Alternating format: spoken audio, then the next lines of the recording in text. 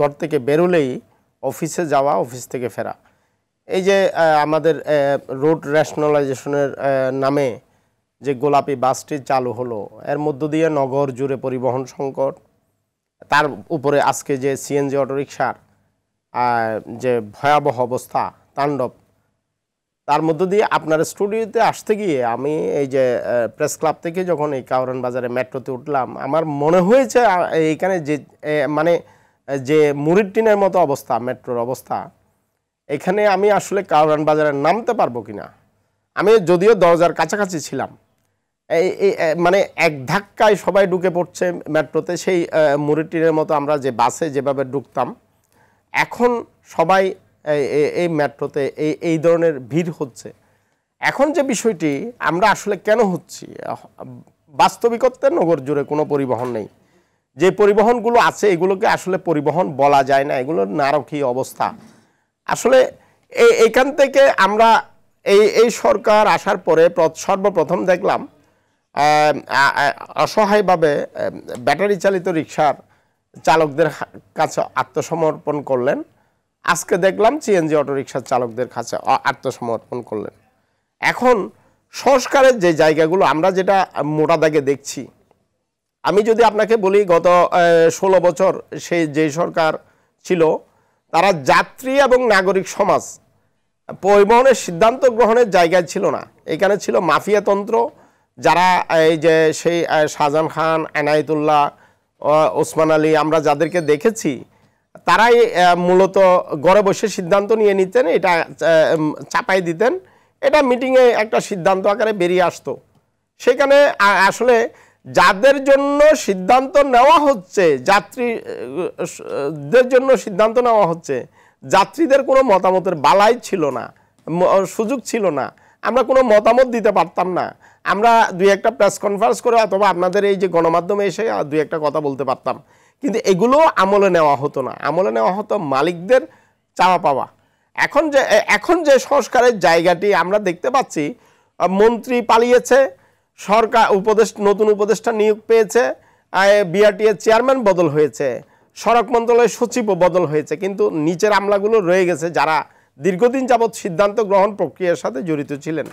তাদের আসলে কাজের কৌশল কিন্তু বদলায়নি। তারা সিদ্ধান্ত নিচ্ছেন, ওই যে পালিয়ে যাওয়া যে কয়জনের কথা বলছি, এদের বাদ দিয়ে নিচে যারা আছে তাদেরকে নিয়েই কিন্তু সিদ্ধান্ত নেওয়া হচ্ছে।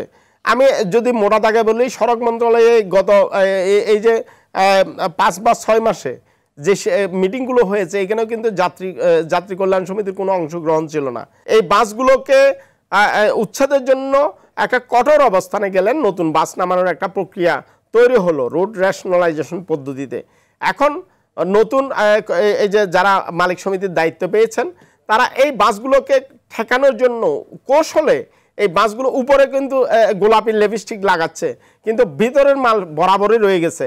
সেই নোংরা ছিটছিটে অবস্থা, সেই ভাঙ্গাচোরা সিট, ভাঙ্গাচোরা গ্লাস, উপরে বৃষ্টি হওয়ার আগে পানি পড়ে, এই যে কোনো বাসের পাদানি নেই, পিছনে কারো ইন্ডিকেটর বা সাংকেতিক লাইট নেই, সামনে কোনো লুকিং গ্লাস নেই, দরজা ভাঙ্গা, জানালা ভাঙ্গা। এই বাসগুলোতে কেবলমাত্র লিপস্টিক লাগিয়ে এইগুলোকে যদি রাস্তায় নামায়, আবার এইখানে নামানোর প্রক্রিয়ায় কিন্তু আমরা দুটো দুরভিসন্ধি জিনিস লক্ষ্য করছি। একটা হলো তারা নতুন বাস নামানোকে ঠেকাতে চায়, রোড রেশনালাইজেশন পদ্ধতিটাকে তারা একটা প্রশ্নবিদ্ধ জায়গায় নিয়ে যেতে চায়। রোড রেশনালাইজেশন পৃথিবীর দেশে দেশে কিন্তু এভাবে হয়নি। এখন উপকারটা কি হয়েছে? উপকারটা হয়েছে মালিকরা কাউন্টার থেকে যাত্রীর ভাড়াটা কেটে নিচ্ছে। এখন বাংলাদেশে এই যে ভাঙ্গাচোরা বাসগুলো অর্ধেক পথে গিয়ে কিন্তু এটা নষ্ট হয়ে যায়। যখন অর্ধেক পথে স্টার্ট বন্ধ হয়ে যায়, আমার টাকা কিন্তু আমি আর ফেরত পাচ্ছি না। এই যে আমার ভাড়া, আমি গুলিস্তান থেকে উঠলাম মিরপুরে নামবো, এখন সবকিছু কিন্তু যাত্রী। এই যে এই সমস্ত জায়গাগুলোতে আমরা যেটা দীর্ঘদিন যাবত দাবি করেছিলাম, একটা কোম্পানির আদলে যখন এই রোড রেশনালাইজেশন হবে, আমরা স্মার্ট পদ্ধতিতে আমরা ভাড়া দিতে চাই। স্মার্ট পদ্ধতিতে ভাড়া দিলে আমি যেটুকু যাব মেট্রো রেলের মতো, সেটুকু পথের ভাড়া দেব, আমাকে অতিরিক্ত ভাড়ার অভিযোগ করতেও হবে না, মালিকদের এই অভিযোগ শুনতেও হবে না। অন্যদিকে আমরা যে সুবিধাটা পাই সেটা হলো যে সরকার চাইলে মালিকরা চাইলে সকাল বিকেল ভাড়া বাড়াইতে পারবে না। ওর আর একটা বিষয় সেটা হলো যে এই যে গণপরিবহনের চাঁদাবাজি, এই অভিযোগটাও কিন্তু বন্ধ হয়ে যাবে। চালকদের পকেটে নগদ টাকা না থাকলে কিন্তু নগদ চাঁদাবাজি এটাও কিন্তু সম্ভব হবে না।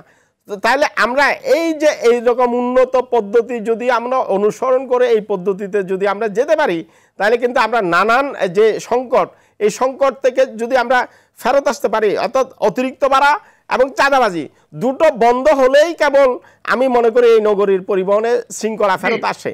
কিন্তু সরকারের যে সংস্কার প্রক্রিয়া, এই সংস্কার প্রক্রিয়ায় আমরা কোনোভাবে এই মতামতগুলো দিতে পারছি না, অংশ নিতে পারছি না।